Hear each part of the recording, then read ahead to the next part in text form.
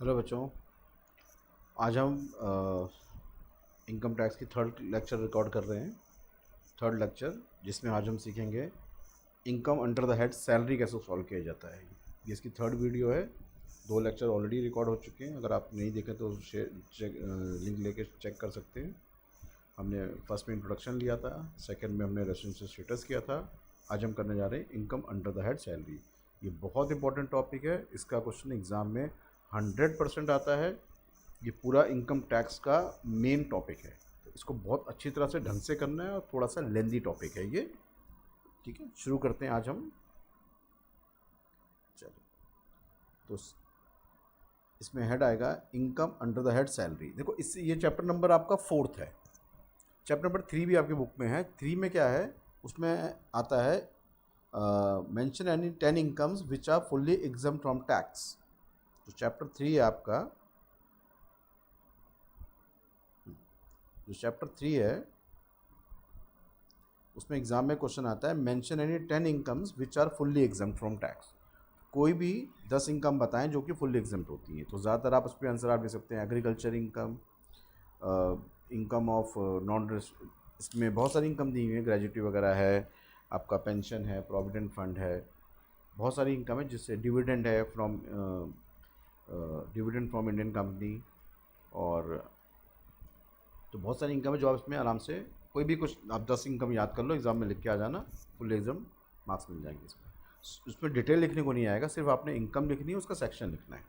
मैं एक बार बता देता हूँ, 2-4 एग्जाम्पल पढ़ देता हूँ, आपको थोड़ा सा आइडिया रहेगा कि कौन कौन सी इनकम होती है। 10 इनकम होती है जो फुल एग्जाम्प्ट होती हैं। तो इसमें देखिए, सबसे पहले जो आपकी है एग्रीकल्चर इनकम, सेक्शन 10 सब section 1। Then sum receive by member of Hindu undivided family. Hindu undivided family जो बिजनेस होता है, जो उसका मेंबर होते हैं, उनको जो पैसा मिलता है वो एग्जम्प्ट होता है, क्योंकि उसमें जो करता होता है हेड ऑफ द फैमिली वो टैक्स पे कर चुका होता है। Share receive by partnership from partnership firm. Income of non resident external account, उनके लिए एग्जम्प्ट होता है। ट्रैवल कंसेशन एग्जम्प्ट होता है। अलाउंसेस पर्क्स जो आउटसाइड इंडिया होते हैं वो एग्जम्प्ट होते हैं। डेथ कम ग्रेजुटी एग्जम्प्ट होता है। लीव इनकैशमेंट, कंपनसेशन रिट्रेचमेंट, किसी को निकाल दिया गया उसको जो कंपनसेशन मिल रहा है वो एग्जम्प्ट होता है। ठीक है, बहुत सारे हैं इसमें, करीब आपकी जहाँ तक है मेरे ख्याल 44-45 इनकम दी हुई है, जिसमें से आपको 10 याद करनी है। तो 10 आप नोट कर लो, याद कर लो, काम आपका हो जाएगा। नहीं तो मैं एक आपको 10 इनकम का एक नोट भेज दूंगा, शेयर कर दूंगा, वो आप 10 याद कर लेना, काम आपका हो जाएगा। सिर्फ नाम और सेक्शन, दैट्स ऑल, उसका डिटेल में नहीं आएगा आपको लिखने को। ठीक, चलिए, तब चैप्टर 4 स्टार्ट करते हैं। चैप्टर 4 है हमारा salary, income under the head salary. शुरू करते हैं। Income under the head salary. इसमें सबसे पहले जो हम करना है, इसमें क्या है एग्जैक्टली, हमें बनानी है सैलरी शीट। सैलरी शीट बनानी है और सैलरी शीट में इनकम कैसे कैलकुलेट की जाती है ये हम सीखेंगे। सैलरी शीट बनानी होती है इसमें। सैलरी शीट कैसे बनती है, हल्का सा हम एक इंट्रोडक्शन ले लेते हैं। सबसे पहले इसमें देखते हैं बेसिक सैलरी, जो बंदे को बेसिक सैलरी मिली। DA, dearness allowance full form होता है इसका, डियरनेस अलाउंस। फिर bonus, house rent allowance, transport allowance,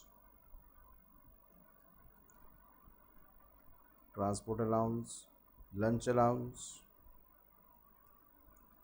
और जो भी चीज़ें मिली हैं सबको जोड़ के जो निकलता है उसे बोलते हैं ग्रॉस सैलरी। फिर लेस डिडक्शन की जाती है, लेस डिडक्शन,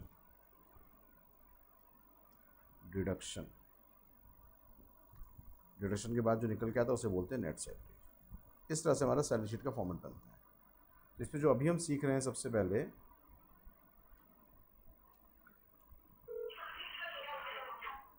हाँ जी, तो वो हम सबसे पहले सीखेंगे, इसमें एक एक करके उठाएंगे हम। आज हम सबसे पहले सीखेंगे एचआरए के साथ क्या किया जाता है। ठीक है, ऐसे एक एक करके छोटे छोटे प्रोविज़न सीखेंगे, करीब 12-13 प्रोविजंस जो हम सीख लेंगे, उसके बाद फिर हम बड़े क्वेश्चंस पे आ जाएंगे जो 15 मार्क्स का क्वेश्चन एग्जाम में आता है। तो आज हम सबसे पहले सीख रहे हैं एचआरए।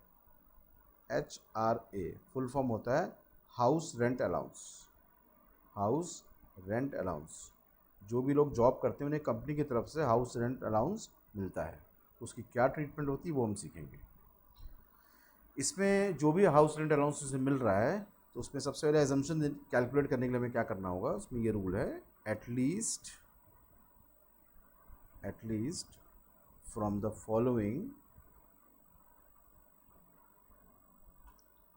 exempt फ्रॉम टैक्स, इनमें से जो सबसे कम होगा वो एग्जम्प्ट होगा, ए बी सी। यहाँ पर आता है 50% of salary, 50% of salary in case of metro city, other city 40%, actual amount received and rent paid minus 10% of salary। ये रूल है हमारा। इन तीनों में जो सबसे कम होगा वो एग्जम्प्ट होगा। जो भी एचआरए से मिल रहा है उसमें से इन तीनों में से जो सबसे कम होगा उसमें से घटा दिया जाएगा, बाकी उसका टैक्सेबल अमाउंट निकल के आ जाएगा। टैक्सेबल अमाउंट निकालने का फॉर्मूला होता है, हमें यही चीज़ कैलकुलेट करनी थी, टैक्सेबल निकालते कैसे हैं, उसमें होता है रिसीव्ड माइनस एग्जम्प्ट, कितना मिला और कितना एग्जम्प्ट है, दोनों को घटाएंगे टैक्सेबल आ जाएगा। अच्छा, मैं बार बार यहाँ सैलरी वर्ड यूज़ कर रहा हूँ। सैलरी का मतलब क्या है एग्जैक्टली? सैलरी का मतलब है बेसिक सैलरी प्लस डीए का forming part plus fixed percentage commission on cell,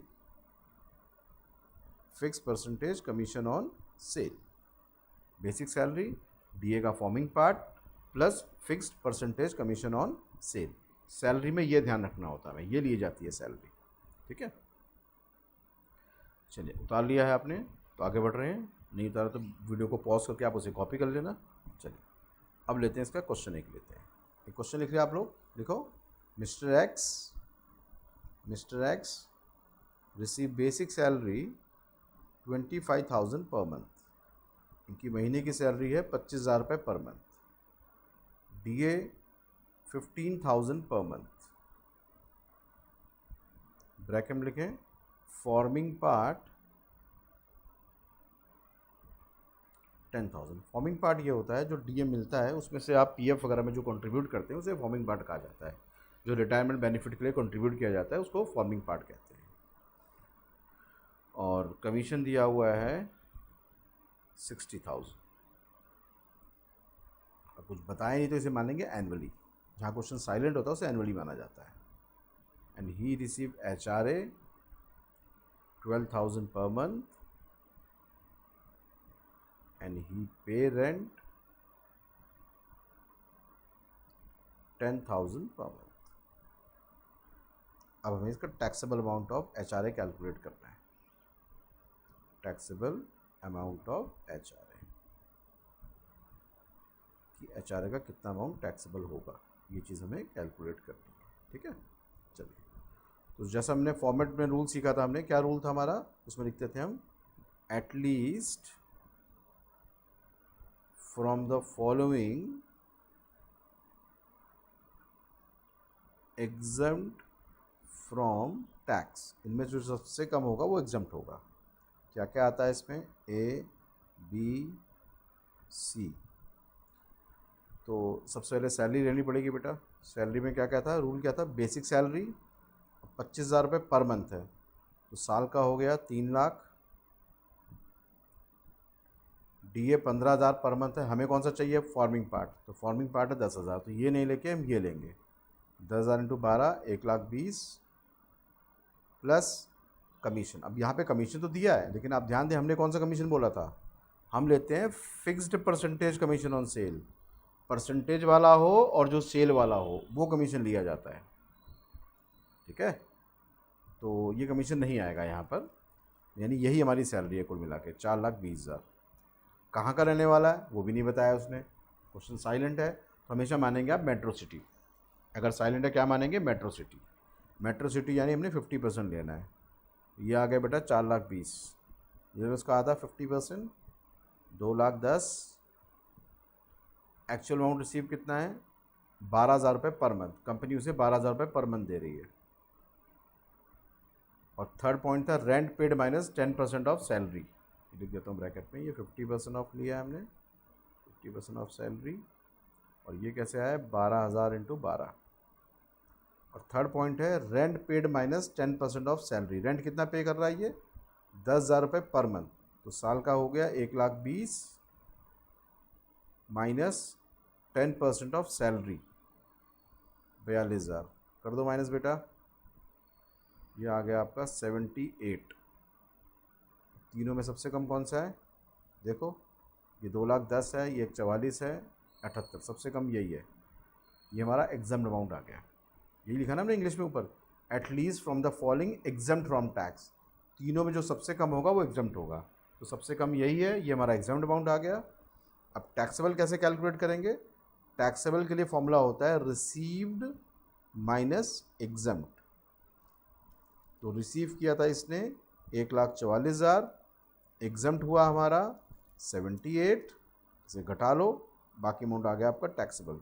14 में 8 गया 6, 13 में 7 गया 6, 66,000 टैक्सेबल अमाउंट आ गया हमारा HRA का। इस तरह से सॉल्व करना है हमने, ठीक है। तो क्वेश्चन को देखना ध्यान से, उसको सॉल्व करना है। मैं इसके 1-2 असाइनमेंट और शेयर कर दूंगा आपको, ठीक है। तो आप उसकी प्रैक्टिस कर सकते हो। आपके आहूजा में भी ऐसे क्वेश्चन है और 1-2 क्वेश्चन और मैं शेयर कर दूंगा। चलो एक क्वेश्चन और करा रहा हूँ बेटा मैं आपको। उतार लिया तो ठीक है, नहीं तो वीडियो को पॉज करके उतार लेना। चलो नेक्स्ट क्वेश्चन ले रहे हैं। X received basic salary, X received basic salary 30,000 per month up to 30 September. After he received increment of rupees 10,000। 10,000 रुपये का इंक्रीमेंट मिल गया इन्हें। DA 40% of basic salary, commission 5% of sale है 24 lakh. He receive HRA 15,000 per month। He pay rent 10,000 per month up to 31st December. After 10,000 per month at Noida. Up to 31st December. After he shifted his accommodation to Delhi. Pay rent 20,000 per month। अब इस question को अगर ध्यान से आप देखें तो question में यहाँ पर 3 जगह चेंजेस हुए हैं। एक तो इसकी सैलरी बढ़ गई, दूसरा इसने मकान शिफ्ट कर लिया, नोएडा से दिल्ली आ गया। तो यहाँ पर 2 बार 3 बार चेंजेस हुए हैं। तो जब भी कहीं चेंजेस हो रहे हो, सैलरी बढ़ जाए, मकान चेंज हो जाए, किराया बढ़ जाए, कहीं भी अगर चेंजेस होगा तो इसको हमेशा हम पार्ट वाइज करते हैं। तो इस क्वेश्चन को हम लोग अब 3 पार्ट में करेंगे। ये क्वेश्चन जो है 3 पार्ट में होगा।